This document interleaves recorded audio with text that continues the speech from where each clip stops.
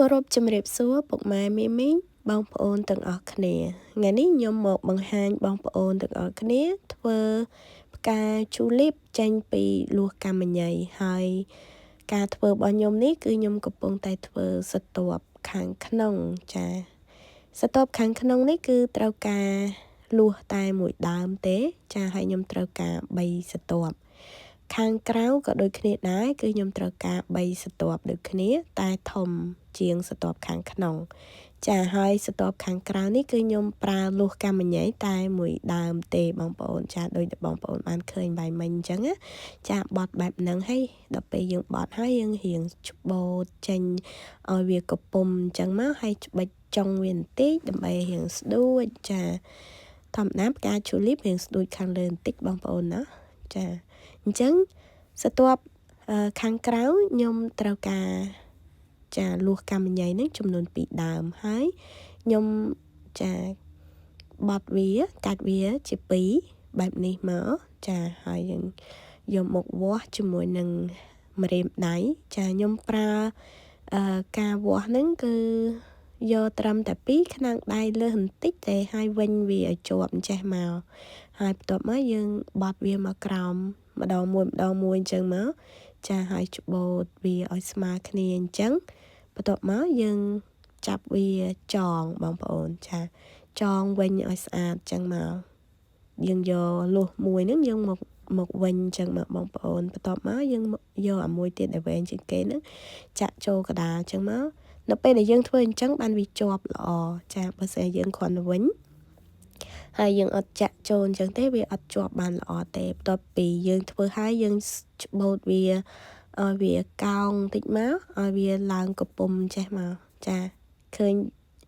ចេញស្រទាប់ផ្កាបងប្អូនណែចេញជារូបរាងហើយស្អាតទេចាការធ្វើនេះខ្ញុំធ្វើ3តងបងប្អូនហើយ3តងហ្នឹងគឺការបង្ហាញនេះគឺជាតងទី3ហើយបងប្អូនអាលើកមុនហ្នឹង2តងមុនហ្នឹងខ្ញុំបានធ្វើរួចហើយចាអញ្ចឹងនៅតងទី3ហ្នឹងគឺខ្ញុំបង្ហាញជូនបងប្អូនឲ្យបានទស្សនាកំសាន្តអញ្ចឹងណាចាហើយឥឡូវហ្នឹងខ្ញុំច្បូតវារួចហើយខ្ញុំយកចានេះលួសពណ៌ស្លឹកបងប្អូនយកមកធ្វើស្លឹកខ្ញុំយក2សរសៃមកចាខ្ញុំយក2ដើមយកមកគួចវាពាក់កណ្ដាលអញ្ចឹងបងប្អូនវិញវាចូលគ្នាអញ្ចឹងមកហើយបត់វាមកក្រោមទាំងអស់មកហើយយើងច្បូតវាមកដល់ក្រោមនេះមករៀងវែងតិចមកបងប្អូនចាឲ្យវែងអញ្ចឹងមកចាឲ្យស្មើគ្នាអញ្ចឹងមកហើយយើងវិញវាគួចវាចេះមកចាគួចអញ្ចឹងមកបងប្អូនហ្នឹងហើយវិញអញ្ចឹងទៅអត់មានអីបាក់ទេស្លឹកចាស្រួលទេហើយវិញអញ្ចឹងហើយយើងច្បូតវាអញ្ចឹងមករៀងកាច់បន្តិចមកដើម្បីឲ្យវាចេញជារូបរាងស្លឹកចាឃើញទេស្រួលងាយបងប្អូនអត់បបាយចាឥឡូវយើងបានទាំងស្លឹកចាស្លឹកខ្ញុំយក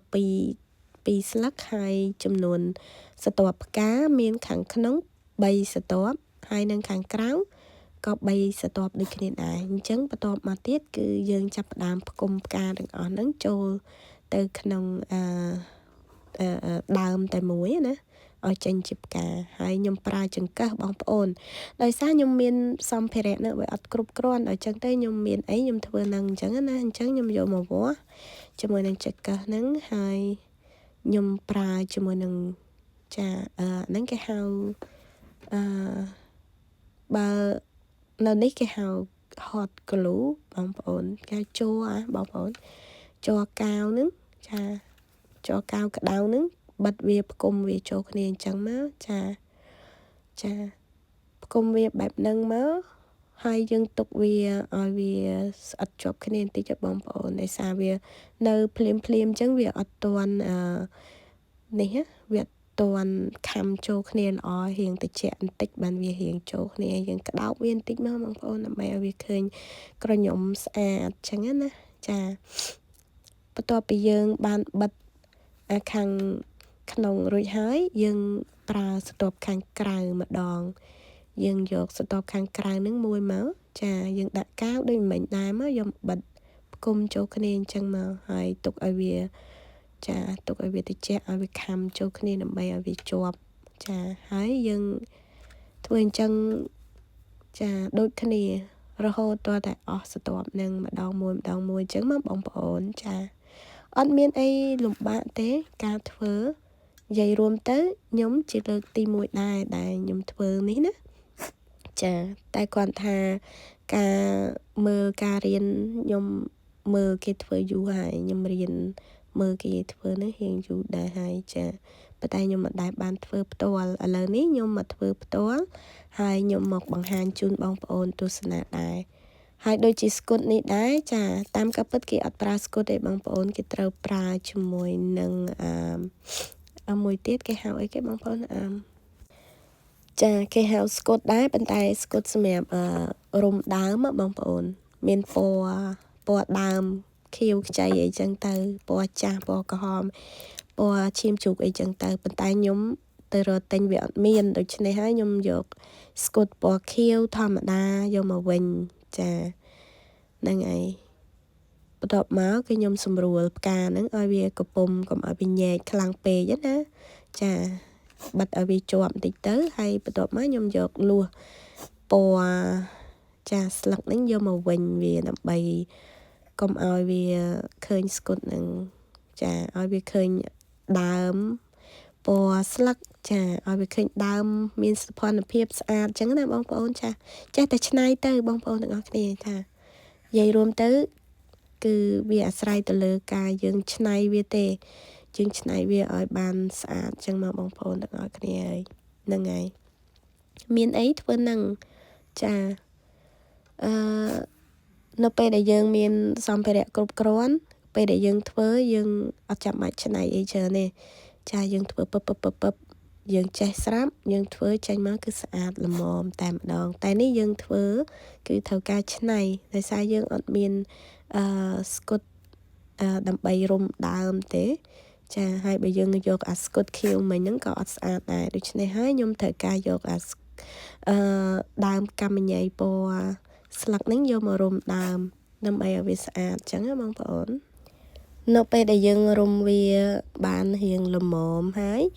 យើងដាក់ស្លឹកចូលបងប្អូនបន្ទាប់ពីដាក់ស្លឹកចូលមកយើងរុំវាឲ្យជាប់មកចារុំអញ្ចឹងមកបានវាជាប់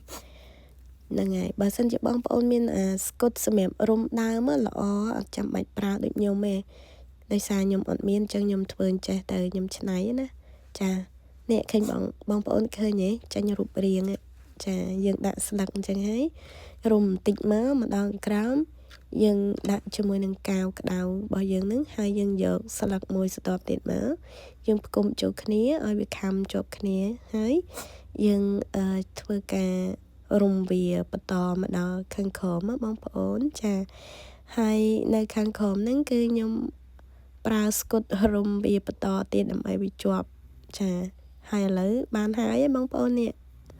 ចាមិនដែរស្អាតទេបងប្អូនចាគួរសមអាចទទួលយកបានមិនស្អាតពេកទេ